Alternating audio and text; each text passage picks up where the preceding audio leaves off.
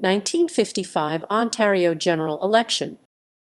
The 1955 Ontario general election was held on June 9, 1955, to elect the 98 members of the 25th Legislative Assembly of Ontario, members of Provincial Parliament, or MPP of the Province of Ontario.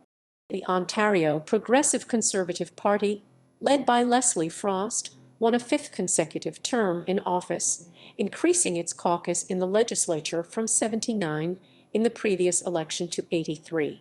The Ontario Liberal Party, again led by Farquhar Oliver, won 3 additional seats in the enlarged legislature, increasing its caucus from 8 to 11, and continuing in the role of official opposition. Liberal Labour MPP Albert Wren was re-elected and continued to sit with the Liberal caucus.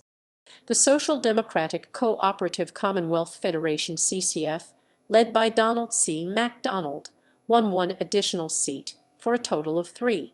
The Labour Progressive Party, which was the Communist Party, lost its last remaining seat with the defeat of J.B. Salzburg.